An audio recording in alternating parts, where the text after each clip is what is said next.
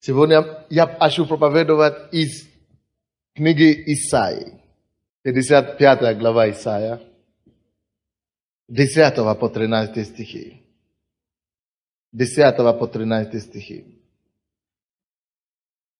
10 по 13 стихи. 55. Давайте будем читать. Как дождь и снег не сходит с неба, и туда не возвращается, но наполняет землю и делает ее способную рождать и произвращать, чтобы она давала семя тому, кто сеет, и хлеб тому, кто ест. Так и слово мое, которое исходит из уст моих, оно не возвращается ко мне тщетным, но исполняет то, что мне угодно, и совершает то, для чего я послал его. Итак, вы выйдете с весельем и будете проживаемы с миром. Горы и холмы будут петь перед вами песен, и все деревья в поле рукоплескают вам. Вместо терновика вырастет кипарис, вместо крапивы вырастет мирт. И это будет во славу Господа, знамение вечное, несокрушимое. Я проповедую сегодня на тему Слово Божие подобно дождю и снегу. Во, так напишите. Это я там пропустил падеж. Бывает.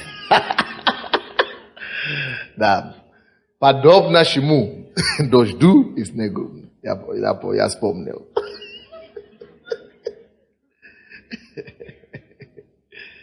Аминь. Братья и сестры, я хочу, чтобы вы знали, что Бог есть Бог заботы. Если Бог что-то создает, образует, Бог благословляет его. То, что Бог произвел, то, что Бог создал, то, что Бог образовал, Он благословляет. Бог способен благословить его творение. Бог, Он не как мама, которая бросает своего ребенка. Нормальные родители это не делают, тем более Бог. К чему я веду? Почему я говорю об этом? Потому что написано, что как дождь и снег не сходит с неба, и туда не возвращается, но наполняет землю, и делает ее способной рождать и произвращать. Видите, Бог создал землю, но Бог также знает, что земля будет бесполезна, без пользы, если он не даст таким же образом и дождь, и снег. Земля была бы не способна произрастать или производить какие-то творения, какие-то культуры или какие-то плоды без дождя и без снега. Мы это знаем, правда? Потому что Бог создал землю, Бог знал, что нужно земле, чтобы земля начала быть полезна людям. Бог все время и во всем творении Бог предусмотрел тебя. Слушайте внимательно. Когда Бог создал землю, Бог думал о тебе. Каким образом сделать эту землю так, чтобы она произвела вещи, которые тебе будут полезны? Когда Бог создал мир, Он думал и создал воздух. Потому что Он говорит, тебе будет плохо жить без воздуха. Когда Бог создал мир, Он предусмотрел твой вкус. Есть природы. Он создал деревья. Он создал разные листья. Он создал красивые деревья, разные, чтобы тебе понравилось. Чтобы ты не жил просто в такой зале, в какой комнате всю жизнь. Чтобы ты мог когда-то выйти на природу и наслаждаться природой. Бог имел тебя в виду. Аминь. Но больше того, Бог создал землю. И сделал землю источником питания для человека. Земля должна была дать нам все то, что мы имеем. Любой стране, где нету сельского хозяйства, это бедная страна.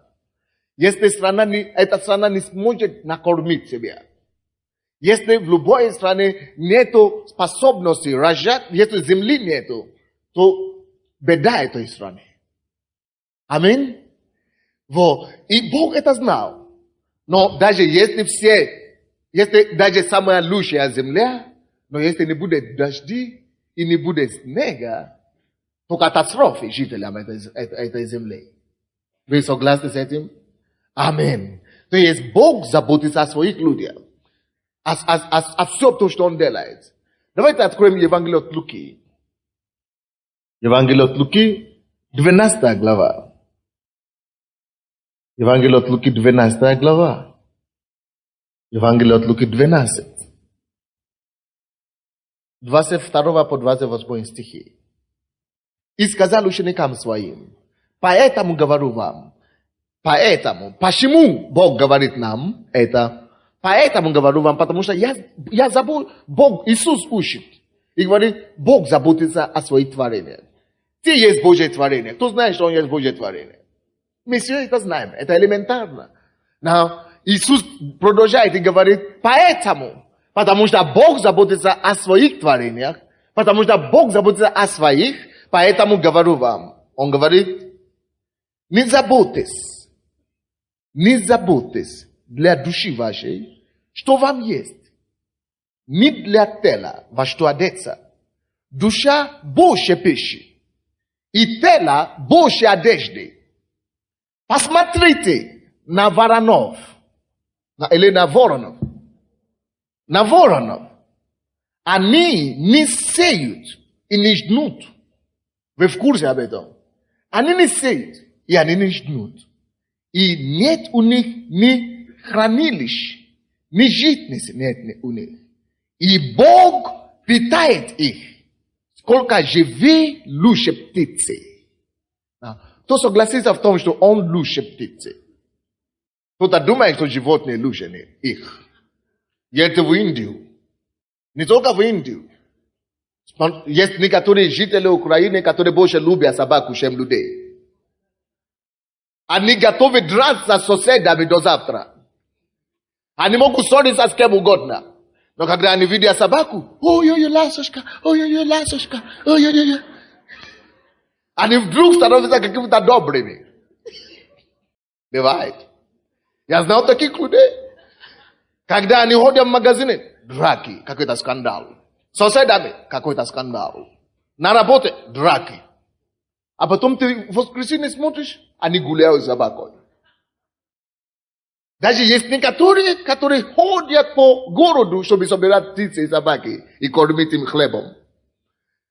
А ты попробуй спроси у них куска хлеба. Никогда в жизни не дадут. Есть такие. Есть люди, которые думают, что птицы и животные, и собаки лучше, чем людей. Но слушай, истина заключается в том, что даже и птицы, и собаки, Бог заботится о них. Если ты не будешь кормить свою собаку, она не умрет с голода. Если просто выпустишь его на свободу, он найдет, что кушать. Бог подаст ему, что кушать. Библия говорит, что вороны, они не сеют, вороны, они не сохраняют, не собирают урожай, но Бог заботится о них. Бог заботится о птицах, Бог заботится о собаках, о животных. Бог заботится о них. Мы думаем часто, что если мы не будем кормить собаку, бедные собаки ходят без хозяева, но хорошенькие такие. Пойдем. Ты подожди меня здесь. Каждый день 3 часа я буду приходить тебя кормить, хорошо? Очень часто мы думаем, что если мы не будем кормить собакам, то они умрут с голодом. Это ложь. Бог кормит их. Все равно Бог ему посунет, что кушать. Все равно Бог ему даст, что есть. Ты просто освободи его. Чтобы он жил нормально, как Бог его создал. Вы увидите, что он не умрет с голодом. Бог говорит, Он заботится о своих. Бог Он не есть садист. Бог не есть мученик, мучитель. Бог не есть мучитель, который просто хочет получить удовлетворение от того, что кто-то мучится или кто-то страдает. Бог создал что-то, и Он беспокоится об этой вещи. Бог заботится об этой вещи. Но дальше пишется: да, и кто из вас, заботясь, может прибавить себе росту хотя на 1 локоть. 26 стих. Итак, если и малейшего сделать не можете, что же заботитесь о прочем в вашей жизни, значит. 27 стих. Посмотрите на лилии, это цветы уже, или на розы, как они растут, не трудятся, не придут. Но говорю вам, что и Соломон во всей славе своей не одевался так, как всякая из них. Если же траву на поле, которая сегодня есть, а завтра будет брошена в печь, Бог так одевает, то тем более вас, маловерие. Братья и сестры, если ты будешь заботиться о чем-то, прими решение сегодня, что о чем угодно, но только не о том, как не жить. Что мне кушать или что мне. Вообще, прими решение, что ты не будешь заботиться ни о чем. Несколько лет тому назад я принял это решение. Я принял 3 решения. Господь, я никогда не буду бояться, потому что ты есть у меня. Я принимаю это решение. И каждый раз, когда страх приходит в мое сердце, я иду к Богу. Я лучше закроюсь, помолюсь, пока этот страх не уйдет, чем бояться. Я не вытерплю. Я не могу. Я просто именем Иисуса. Люди мне сообщают такие известия, как будто самая большая катастрофа. Я говорю, хорошо. Слава Богу. Бог в контроле. Потому что я уже принял решение никогда не бояться.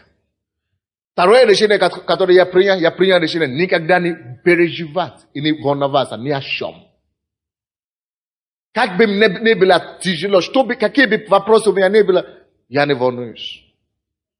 Я ободряю себе Господом. Потому что Бог дал нам не духа боязни, но духа силы, любви и целомудрия. То есть я не переживаю ни о чем. И третье, о чем я принял решение, я не помню. Да, ропот. Спасибо, я уже однажды сказал, он помнит. Я принял решение никогда не роптать, не жаловаться на жизнь. Ни на себе, ни на людей, ни на Бога. Я всегда говорю, даже если плохо, я сказал, Господь, ты знаешь, как повернуть то, что плохо на хорошее. Аминь. Потому что он знает, как творить и развернуть благо, то, что дьявол намерен на зло. Аминь. Поэтому, если ты знаешь Бога хорошо, ты перестанешь переживать. Не только о том, что кушать, не просто о том, что есть, не только о том, чем одеваться, но ты начнешь понять о том, что если Бог заботится о птице, неужели Он забыл обо мне? Слушай, я не верю, что Бог забыл обо мне. Если Бог не забыл собаку, если Бог не забивает ворона, тем более я спасенный человек. Я искуплен Его кровью. Он за меня умер. Неужели после того, как Он уже отдал свою жизнь за меня, теперь Он принимает решение забить? Я не верю в это. Даже если я упал, я согрешил, все равно не забил. Потому что он говорит, я не покину. Он не покинет меня. И Он не оставит меня. Только если я Его оставлю. Поэтому слушай. Если ты в этом зале сегодня, или ты по экрану смотришь, или на лестнице стоишь, слушай. Не позволь дьяволу тебя ввести в заблуждение, что Богу все равно в отношении тебе. Богу не все равно. Бог знает, что Он делает. Ты говоришь, я молюсь, Он ничего не делает. Он все благословляет, меня не благословляет. Я прошу, я живу хуже собаки. Слушай, если ты живешь с Богом, ты думаешь, ты хуже собаки сейчас живешь? A on abishal. Чтобы ты не заботился. Что он позаботится о тебе. И вроде бы он не заботится, да? Подожди. Тот, кто смеется последним, лучше смеется. Бог все еще даст тебе улыбку. Подожди твое утро. Бог так создал мир. Есть утром, есть утро, а потом есть днем, разгары света. Есть потом вечер, а потом идет ночь. И в твоей жизни ты не сможешь нарушить этот порядок. Будет у тебя рассвет, будет у тебя сумерки, будет у тебя вечер, и будет у тебя ночь. Однажды каким-то образом, каким-то направлением будет ночь в жизни каждого человека. Но слушай, кто из вас не в курсе, что после всякой любимой, после любой тяжкой, темной ночи наступит славное утро.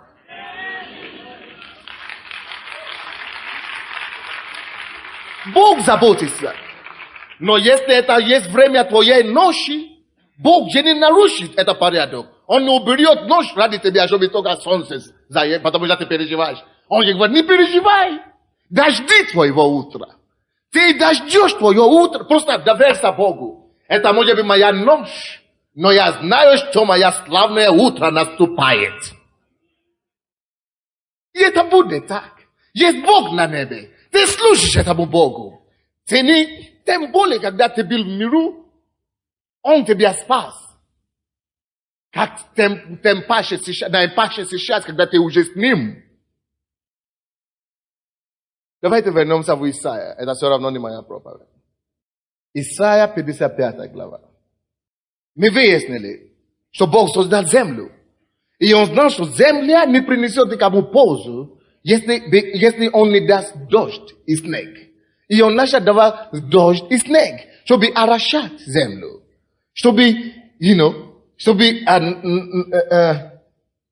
земля могла рождать и произращать. И чтобы она давала семя тому, кто сеет, и хлеб тому, кто ест. И 11 стих говорит нам, итак, так и слово мое, которое исходит из уст моих, братья и сестры, Бог сравнивает его слово с дождем. И с дождем, и снегом. Что это значит? Бог знает, что земля без дождя и без дождя, без снега, она бесполезная земля. Она никому не нужна, ненужная земля. И Бог говорит, что мое слово то же самое. Мое слово таким же образом. Слушай, земля сама полезная, да. Любой человек, это как земля, это как человек тут. Человек, ты создан прекрасным. Ты имеешь потенциал стать кем-то. Ты имеешь потенциал произрастать что-то. Ты имеешь потенциал рождать вещи, идеи, технологии, бизнес, направления, какие угодно. Ты имеешь это способность, ты имеешь это потенциал в себе, потому что ты Божье создание. Но любая земля без снега и без дождя бесполезна. Она ненужная, она слабая, она бесполезная. Таким же образом, человек, который живет без Слова Божьего, потому что Бог говорит, что это подобно на мое слово. Его слово подобно на снегу и на дождя. Если ты живешь, какая бы твоя жизнь не была прекрасная, все равно что-то не хватает без Слова Божьего. Мне все равно, насколько ты живешь прекрасно. Мне все равно, что ты заработал в жизни. Насколько ты кучу денег заработал. Мне все равно, в каком доме ты живешь. Мне все равно, какой должность ты занимаешь. Если ты не живешь Словом Божьим, если ты не живешь с Богом, с Словом Его, именно Словом Божьим, Слово Божье не приходит в твою жизнь каждый день, что-то не хватает. Посмотрите на любую землю. Не важно, какие ископаемые там. Если не будет дождь, что толку? То же самое. Что толку человеку, если он приобретет весь мир, а душу свою повредит, погубит? Что пользу человеку? Это то так подобно на человеку, который живет без Слова Божьего. Но заметьте себя что-то. Иисус в этом стихе, 10 стихе, он говорит, что Бог дает дождь и снег с неба, чтобы, как там написано, посмотрите, это 10 стих еще раз. Есть что-то, которое вы должны понять здесь. Дождь и снег не сходят с неба, и туда не возвращаются, но наполняет землю и делает ее способную рождать и произвращать, чтобы она давала семя тому, кто сеет, и хлеб тому, кто ест. Послушайте что-то интересное. Оказывается, что то, что дождь идет с неба на землю, это еще ничего не скажет. Чтобы она дала, чтобы земля дала, чтобы обогащать землю, и чтобы земля дала семя. Кому? Смотрите, этот стих. Кому? Сеющему. Слушайте, только сеющий, кто сеет, или земледельцу, только земледелец может получить пользу от земли, потому что он там сеет. Только земледелец может получить семя после того, как дождь и снег орошает землю. Только земледелец, тот, кто работает над этой землей, получает оттуда прибыль, получает оттуда пищу, получает оттуда семя. Поймите, братья и сестры, если мы поедем несколько километров от Киева, мы увидим много земли, но они не обделаны. Никто не работает над ними, или как мы говорим. Обрабатаны. То есть никто не работает над ними. Мы все ходим в фабрику, мы все ходим, мы хотим работать в какой-то фирме и так далее. Но если вы поедете в Винницкой области, или Хмельницкой области, Хмельницкой области, вы увидите, что вся земля, люди работают на земле. Та же самая земля, украинская земля. Тот же самый снег падает на украинскую землю, на Хмельницкую землю, Киевскую землю и Винницкую землю. Эти люди получают и собирают все урожаи украинские и продают нам в Киеве. И та же самая земля здесь. Мы живем на той же самой земле. Но если мы не будем копать, мы не земледельцы, мы не работаем над землей, оно нам ничего не дает. Написано, как дождь идет с неба, снег идет с неба, чтобы орошать землю, чтобы земля произвела и производила и дала семя кому? Только человеку, который ищет, который сеет, который трудится, чтобы дать семя сеющему, а также дальше написано, и хлеб тому, кто ест. Хлеб тому, кто голоден. Или кто ест. То есть, если ты не будешь сеять семя, и вместо этого семя вы можете найти какое семя? Пшеницы. Если ты не посеешь, ты не имеешь права получить хлеб. Если ты не получаешь хлеб, ты не можешь есть. Он дает, земля дает семя сеющему, и сеющий затем уже может иметь право хлеб заработать и есть. Аминь. То есть земля может дать только трудящемуся. Хлеб, как написано, кто есть, тому кто есть. Он дает хлеб тому, кто есть. Допустим, если ты не кушаешь, ты не ешь хлеб, допустим. Есть некоторые люди, которые не едят хлеб. Этот хлеб тебя не привлекает.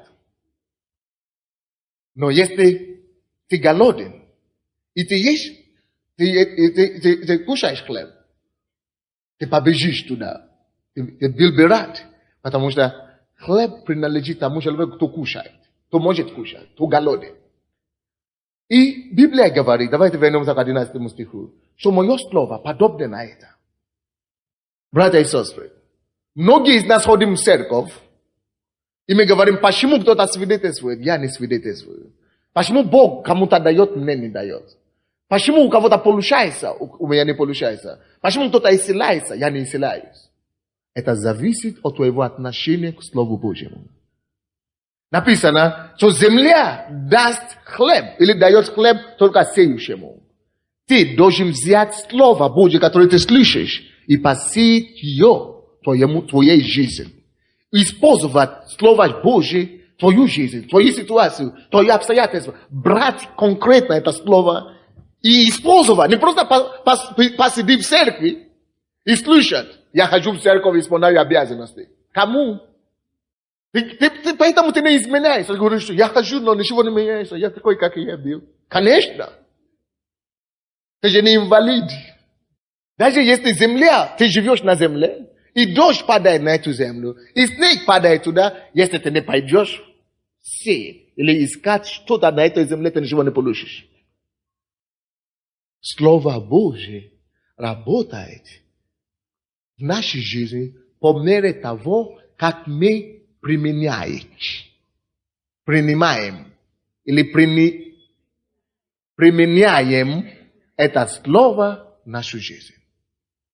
Насколько ты применяешь Слово Божье в твою жизнь, конкретно. И он говорит, что ибо слово мое не возвращается тщетным ко мне. Вы заметили это там? Слушайте, это слово, которое мы проповедуем здесь, хочешь, не хочешь, кто-то получает что-то от него. Кто-то получает благословение, а кто-то уходит таким же, как он пришел. Чья-то жизнь меняется кардинально, радикально. Все, процветание, деньги, бизнес, приложение, все получается. А у другого, как не получило, так и не получается. Это зависит от того, насколько ты применяешь слово.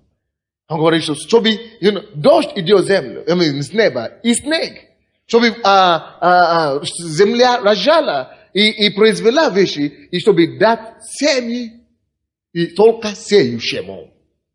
Посей, научи сеять Слово Божье в твоей жизни.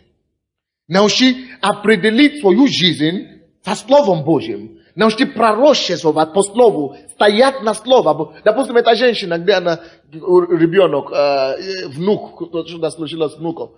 Женщина, когда беда случилась с внуком, ты говоришь, а у меня тоже что-то случилось с внуком, но молился, ничего не получилось. Видите, что она делала, как она молилась, и что-то получилось. Она открыла Библию и нашла место соответствующее ее обстоятельства, ее проблемы. И начала там ставить имя ее внука, и произносить, и провозглашать. Она тем самым сеет это слово в ее жизнь. Ты есть земля, твое сердце есть земля. Тебе надо взять каждое слово Божье и сеять это слово в твою жизнь, твое сердце. И только то слово, слушайте меня, которое ты сеешь, которое посеяно в вашем сердце, только она способна дать вам пользу, когда вам нужно будет. Мы очень часто знаем слово в голове, но мы не трудились над тем, чтобы его посеять в нашем сердце, чтобы кушать, чтобы разработать внутри нас, чтобы размышлять об этом, чтобы жить, чтобы, это стало посеяно в нашей жизни. Но кто и так же знает, что посеять, сеющему написано, это дает семя сеющему. Сеющему не обязательно сеять на своей поле. Сеющий может дать, он может посеять другое поле. И Слово Божье приносит пользу. Не только тебе, когда ты сеешь, только твою жизнь. Но посеять Слово Божье тоже в чужие жизни, в другие жизни. Помогай кому-то, расскажи кому-то о Боге, расскажи кому-то о Слове, расскажи кому-то об откровении, которое ты получил. Тем больше ты рассказываешь кому-то о том, что ты уже получил в Слове, тем лучше тебе. И такое же Слово тоже производит или принесет что-то в твоей жизни. Принесет тебе пользу. Хлеб нужен только голодному. И эта земля дает хлеб только тот, кто есть. Кто голодный. В другом переводе на английском написано, что и дает хлеб голодному.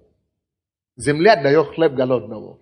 Братья и сестры, уровни и масштаб твоего благословения во многом зависит от того, насколько ты голоден по слову, по Богу, насколько ты жаждешь. Земля может принести хлеб, но ты не голодный, ты не кушаешь. Только тому, кто есть. Ты голодный, развивайте свою жажду. Вы знаете, я служу Богу, я пастор, но я обнаруживаю у себя, что часто мне не хочется читать Библию, не хочется ничего делать, но я должен себя составлять, потому что я знаю, что это моя плоть. И дьявол меня увозит в сторону, чтобы не считать. Чтобы чем угодно быть занят, но не только словом. Потому что когда у меня теряется голод по Слову Божьему, когда у меня теряется жажда по Слову Божьему, тогда Слово Божье становится менее эффективно в моей жизни. Менее эффективно. Становится вообще бесполезно. Кто-то слышит то же самое слово. И произносит, он прыгает, радуется, он радуется, все получается у него. Потому что у меня нет жажды. Посмотрите на землю. Если дождь придет на землю, где уже была палета, уже вода там есть на этой земле, и вы еще воду, она уже не впитывает все. Но если сухая земля, и вы принесете воду туда, она побыстрее будет сосывать эту воду внутри. То же самое с нами. Мы должны создавать голод внутри себя. Постоянный голод по Слову Божьему. Больше углубляться, больше что-то знать. Я, допустим, принял решение для себя минимум час тратить на Слово Божьем. Получается, не получается, я буду там голову то есть сюда. По-разному буду читать, разные издания, разные переводы Библии, разные интерпретации, я буду все равно читать. И я обнаружил, что тем больше я провожу Словом Божьим, размышляю, вообще это улучшает мою жизнь, улучшает мое настроение. И это делает Божьему Слову работать быстрее в твоей жизни. Давайте откроем 2 Коринфянам. 2 Коринфянам 9:10. Не пренебрегайте Слово Божие. 9 глава 10 стих. Жаждите по Слову, живите по Слову, читайте Библию. Особенно Новый Завет. 9 глава 10 стих. Я читаю. Дающий же семя сеющему и хлеб, пищу, подаст обилие посеянному вами. Послушайте, что написано. Подаст обилие чему? Посеянному нами. Бог благословит только то, что ты посеял в твою жизнь. Он подаст обилие только те вещи, которые ты посеял. Допустим, я посеял свою жизнь слова веры, что я не буду бояться. Бог говорит, что я подам обилие посеющим, потому что ты уже посеял. Значит, когда проблема придет, Бог, я уже посеял это слово о том, чтобы не бояться в себе. Когда ситуация придет, Бог подаст обилие моей веры, чтобы не бояться. Если я посеял в свою жизнь, чтобы не болеть, слово о здоровье, слово Божие, я уже посеял. Иисус говорит, что Он подаст обилие, именно то, что я посеял. Когда мне нужно будет исцеление, я могу рассчитываться на это. Бог дает обилие тому, что я сеял. Заметьте себе этот стих, 10 стих. Дающий же семя сеющему. Бог дает семя кому? Сеющему. Бог не благословляет лентяй, даже в духовном мире. Тебе надо сеять. Чтобы Бог, только сеющему Бог дает семя. Ты хочешь, чтобы Слово Божье работало в себе? Работай на Слово, слушай побольше Слова, слушай побольше проповеди и читай Слово. Дает семя сеющему и хлеб пищу подаст обилие. Он подаст обилие посеянному вами. Что ты сеешь в твою жизнь? Если ты сеешь только порнографию, когда проблема придет, тебя в Голливуд поедешь и ищи ответ. Потому что ты ничего полезного не посеешь в свою жизнь, ничего не поможет. Но если в это время ты уже посеял Слово Божье в себе, Бог дает обилие. То, что ты посеял, то и будет. То же самое, когда ты смотришь в основном фильмы какие-то ужасы, а потом ты спишь ночью, только одни ужасы. Потому что дьявол тоже дает обилие того, то, что ты посеял. Над чем Бог будет работать на твоей жизни, это то, что ты уже сеял в себе. Над этим только Бог будет работать. Бог даст обилие посеянному вами. Поэтому посей Слово Божье в свою жизнь. Посей Слово о здоровье, об исцелении, о силе, о крепости, о вере, о процветании. Вникни в Слово. Выясни, что Бог хочет для тебя. И принимай это для себя. И Бог благословляет. Бог дает семя только сеющему. Бог дает хлеб только голодному. Развивай твой голод по Слову Божьему. Давайте вернемся в Исаия. Исаия 55, 10 стих еще раз. Как дождь и снег не сходит с неба и туда не возвращается, но наполняет землю и делает ее способную рожать и произвращать. Братья и сестры, вы поняли, что это как Слово Божье. Это снег и это дождь, это Слово Божье. Братья, слушайте. Когда Слово Божье приходит в твою жизнь, Бог делает твою жизнь способна. Что делать? Способна рожать и способна произвращать. Вы слушаете, что я говорю? Тем больше ты принимаешь Слово Божье в твою жизнь, тем больше способности раскрывается в тебе. Тем больше силы раскрывается в тебе. Тем больше способности ты приобретаешь. Кто обнаружил, что с тех пор, как он пришел в Богу, в церковь, у него открылись какие-то новые способности, какие-то вы обнаружили, именно честно. Что-то прибавилось к вам, что-то, либо вы лучше начали говорить, либо вы лучше начали рисовать, либо какие-то, что-то раскрылось. Потому что написано, Слово Божье дает вам, это как дождь, который падает на землю, на почву. Она делает вашу жизнь вообще способна произвращать. Она вообще орошает вашу жизнь, обогащает вашу жизнь.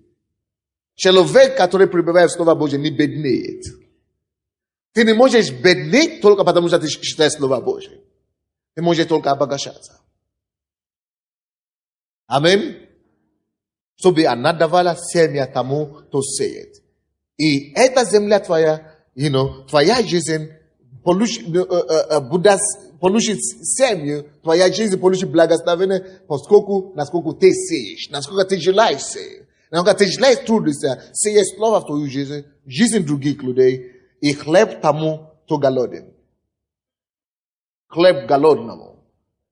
Жаждите Слова. Жаждите присутствия Божие. Жаждите познать Его. И Божья Его благодать придет в вашу жизнь. Аминь. Дальше, 11 стих. Так и Слово Мое, которое исходит из моих уст, оно не возвращается ко мне тщетным. Мы не спорим о том, что Слово Божье не тщетное, не возвращается к нему тщетное. Вы слушаете меня? Мы не спорим об этом. Иисус заявляет нам, мое Слово не возвращается ко мне тщетным. Допустим, 2 наркомана пришли в церковь. Один освободился, и другой не освободился. И ты говоришь, я же был в той церкви. Я колюсь. На меня не действует. Гипноз меня не берет. Какой гипноз? Мы вообще не занимаемся гипнозом тут, дорогой, чтобы ты знал. Я же все равно такой, как я был. Это зависит от тебя. Это зависит от твоего желания. Это не гипноз, между прочим. Это ты принимаешь решение. Жить по слову или нет. Заниматься словом или нет. Жаждать слова или нет. Но чтобы ты знал, на всякий случай, Слово Божье не возвращается к нему тщетно. Это слово все равно кого-то освободит. Кого? Кто хочет. Кто жаждет. Это слово все равно кого-то исцелит. Ты говоришь, что я больной, я был в вашей церкви 1 раз, и у меня болезнь не ушла. Слушай, мы не исцелительством занимаемся здесь. Ты должен открыть свое сердце для Бога. И дать Богу знать, что ты серьезный о нем. Я хочу это слово взять. Я принимаю это слово в свою жизнь. Я принимаю это слово в свою ситуацию. Это слово меня изменит. Я верю Богу, что я победу, что я преодолю, что я пройду через эту ситуацию. Я верю в Тебя, Господь. Я верю Твоему слову. Я верю в то, что Ты говоришь. Я буду делать то, что Ты говоришь. Когда ты имеешь такое отношение к Божьему слову, Бог уважает таких людей. Он дает семя только сеющему. Принимай слово и сей твою жизнь. Тогда это будет принести пользу. Вы слушайте меня? Поэтому, когда ты говоришь, я был в вашей церкви один раз, и ничего не произошло. Конечно, ничего не произойдет. Но посмотри на других, которые были, у кого что-то произошло. Почему кому-то это принесло пользу, а тебе нет? Потому что ты не принимаешь Слово Божье всерьез. Кто-то принимает Слово Божье всерьез, только когда речь идет об исцелении, о чудесах, о каких-то благословениях. А когда ты говоришь, что будь христианином, будь порядочным человеком, не ругайся, не укради, не занимайся грехом, не уважай людей, люби людей. Зачем это? Он только благословение хочет. Поэтому твоя жизнь не меняется. Твой голод должен быть по Слову Божьему, все, что он хочет, что он говорит слово. Если Бог хочет, чтобы твой характер изменился, возьми Слово Божье. Если ты тоже хочешь, Бог это изменит. Аминь. Каждый из нас должен продолжать работать над собой через Слово. Каждый из нас должен продолжать принимать Слово Божье, чтобы улучшить те качества или те элементы нашей жизни, которые что-то не хватает. Может быть, вы пришли в церковь, конечно, вы больше не колитесь. Конечно, вы больше не пьете. Или вы больше не делаете такие явные грехи. Но вы знаете, что еще что-то, вы можете ссориться, допустим, вы можете раздражаться, допустим, вы можете что-то другое делать. Конечно, у всех нас это есть. И до конца жизни у тебя будет какая-то проблема с характером. Поэтому мы берем Слово Божие, мы применяем Слово Божие, и мы принимаем Слово Божие к своему обстоятельству. Мы используем, чтобы менять свою жизнь, чтобы менять свой характер, чтобы менять свои отношения к жизни. Аминь. Мы нуждаемся в Слове Божьем все время. 11 стих говорит, так и Слово Мое, которое исходит из уст моих, оно не возвращается ко мне тщетным, но исполняет то, что мне угодно, и совершает то, для чего я послал его. Братья и сестры, поверьте мне, Слово Божье всегда работает. Ты сказал, кто-то получил сюда, я не получил. Это не Бог виноват. Это не Слово Божье виноват. Это как дождь и земля. Это как снег и земля дает семя только сеющему. И только голодному дает хлеб. Ты должен поглядеть по Слову Божьему. А также 12 стих. Итак, если вы примете Слово Божье таким образом, как дождь и снег, и как земля, если вы примете Слово Божьему так, как написано, дальше пишется. Итак, вы выйдете с весельем. Я еще не видел человека, чтобы он был наполненным Словом Божьим. Чтобы он был человеком веры в Слово Божьего, чтобы он был невеселым. Или чтобы он был угрюмым каким-то неинтересным. Это дьявол делает людей неинтересным. Это дьявол дает депрессию. Это дьявол дает гнетение. Это дьявол дает ропот. Это дьявол дает страх. Это дьявол дает сомнение.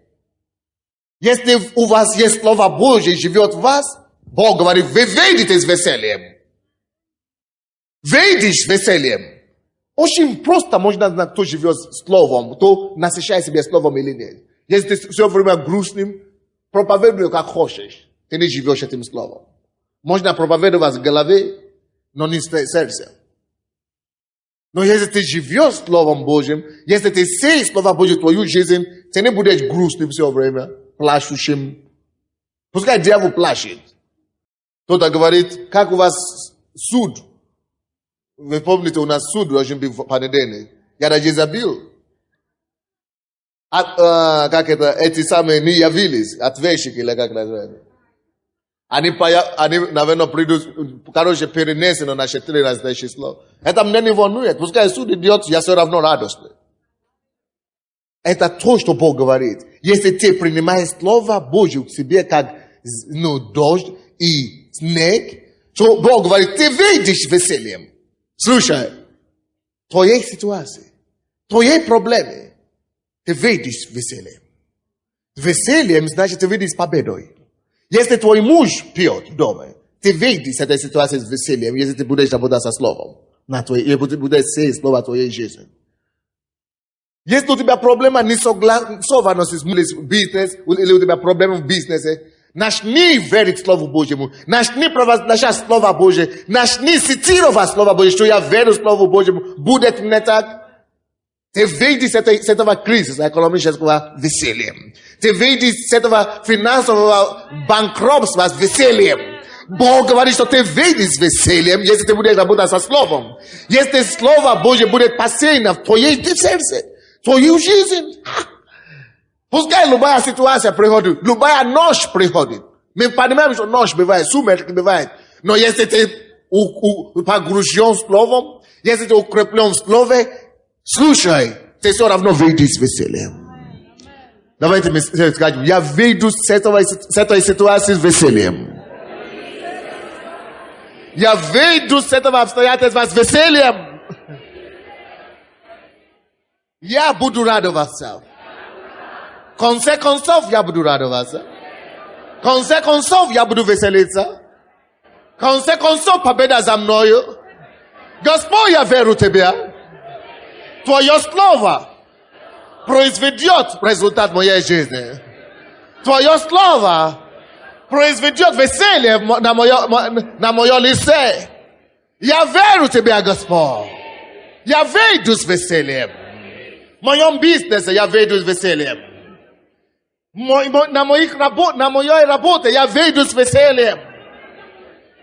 С моим призванием я выйду с весельем. В моей семье я выйду с весельем. С любой сложности моей жизни я выйду с весельем. Итак, делая так, вы выйдете с весельем. И будете провождаемым миром. Спросите у людей, которые окружают меня на работе, в офисе. Я не могу, вы никогда не можете видеть, что я беспокоюсь. Мир всегда. Пускай небо сваливается, я молчу. Я сохраняю свой мир. Пускай любое разочарование приходит, хорошо, я не возмущаюсь.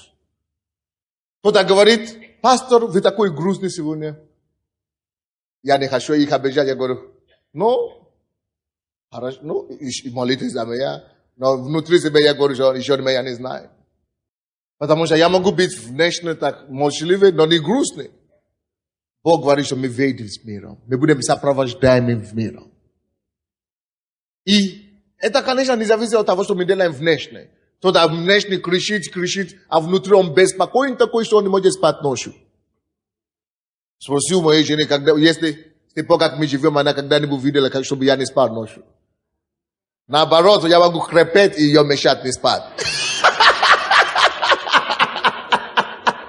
При любой проблеме, я лучше буду спать и скрипить, или как храпеть, да, чем не спать. Наоборот, никогда в жизни.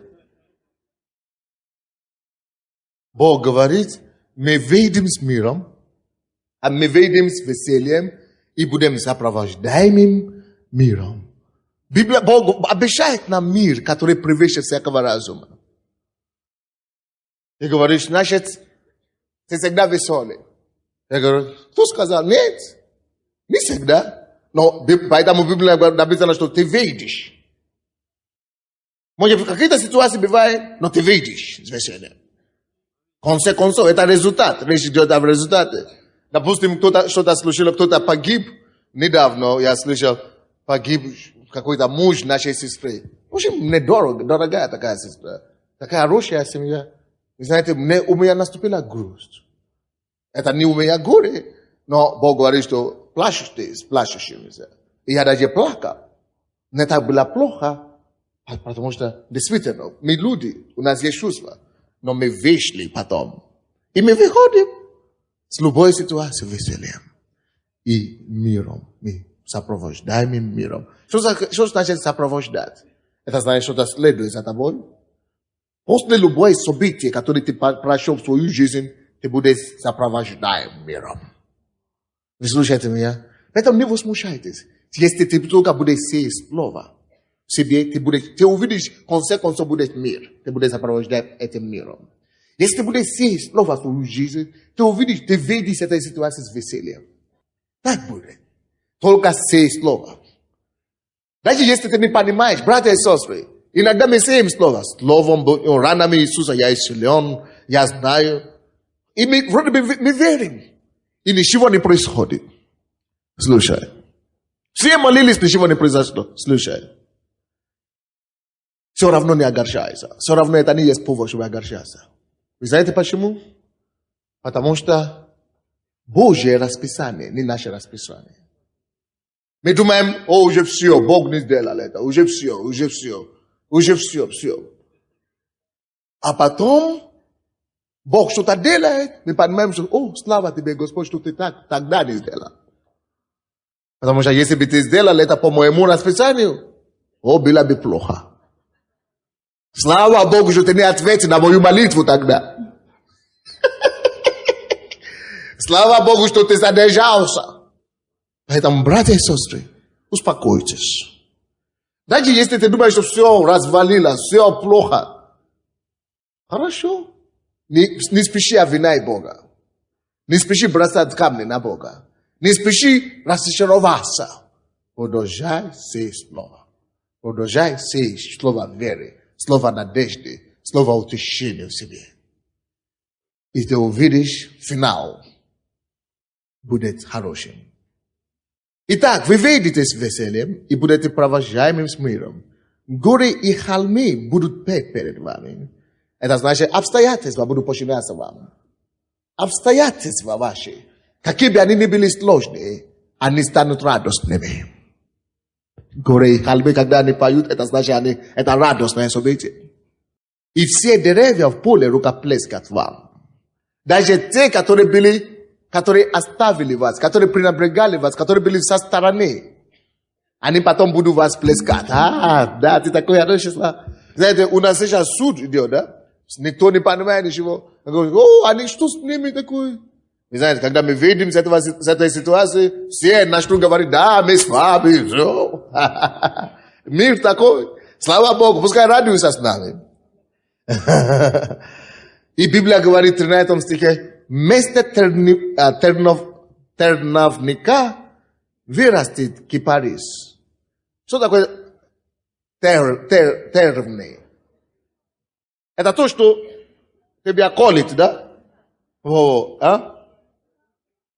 Правильно? Пустыня, когда ты ходишь, она тебя делает неприятно. Правильно, да? Кусты, да. И вместо этих куста, Бог говорит, что будет кирпас, будет карпис, кипарис. Это лучше, намного лучше растение, чем терновники. Аминь. И вместо крапивы вырастет мирт. И это будет во славу Господа. И знамение вечное, незакрушимое. Открой это местописание. Как вы это понимаете, что вместо терновника вырастет кипарис? Это значит, вместо того, что тебе делает неприятно, другое обстоятельство поднимется, которое утешит тебя, которое будет красивое, которое тебя сделает красивым. Вместо крапивы возрастет мирт. И это все будет во славу Господа. Возьмите слово Божье, скажите, что Господь, я верю это. Вместо... Не надо повторять. Просто вы будете молиться сами. Возьми это слово 13 стих. И говорит, Господь, я верю, что вместо терновника в моей жизни вырастет кирпас. Кипарис вырастет в моей жизни. Вместо Драка в моей семье, Господь, будет мир и гармония. Вместо непонимания, Господь, будет согласие. Господь, вместо наркомании в моей семье будет послушание и покорность Божия. Вместо алкоголя, Господь, будет веселье и радость. Вместо болезни в моем теле будет сила и крепость. Вместо разочарования, неудача, Господь, моей жизни приобретет покой, радость и веселье. Давайте откройте это слово Божье. Посейте это слово в вас прямо сейчас. Посей это слово в себе. Скажите, я верю в Тебя, Господь. Давайте преклоним нашу голову, будем молиться. Поговори с Богом. Господь, я сею это слово в мою жизнь. Что вместо терновика у меня вырастет кипарис. Я сею это слово в мою жизнь. Что вместо этой сложной ситуации в семье у меня будет гармония. Вместо этого банкротства, которое в миру, которое в бизнесах в миру, у меня будет процветание. Я сею это в мою жизнь. Я верю в Тебя, Господь. Вместо Господь, этого крапивы у меня вырастет мир. Я верю в Тебя, Господь, что вместо этого неудачи, вместо это разочарования, у меня придет, Господь, ко мне придет гармония, радость, веселье, наполнение, полнота придет. Я верю в Тебя. Назовите ваши ситуации, ваши обстоятельства Ему и скажите Ему, Господь, я сею это слово. Я верю в Тебя, Господь. Будет так, будет как Твое слово написано, потому что я принимаю Твое слово правильно, потому что Твое слово так говорит, и я верю Твоему слову, Господь. Я верю Твоему слову, что Ты даешь семя сеющему. Господь, это будет в моей семье, это будет в моей семье, это будет в моей семье. Я выйду с этой ситуации весельем. Я выйду с этого обстоятельства с весельем. Я выйду весельем во имя Иисуса. Веселье будет мое. Именем Иисуса Христа. Я буду сопровождаем миром во имя Иисуса. Мир будет финал этой ситуации в моей жизни. Поговорите с Господом. Поговорите с Иисусом. Поговорите с Иисусом, пожалуйста. Поговорите с Иисусом. Поговори с Ним.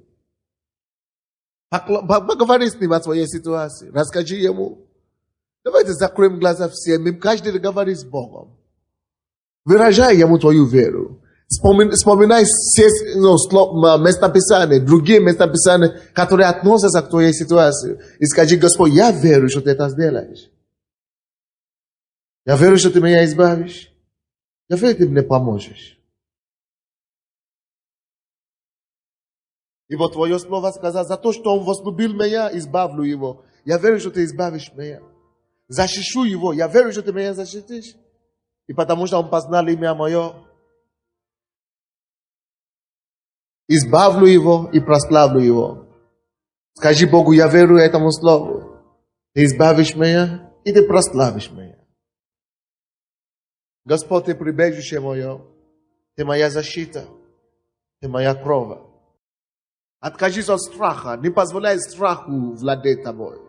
Не позволяй смущению, сомнению, ропоту овладеть тобой. Скажи, я отвергаю этого всего.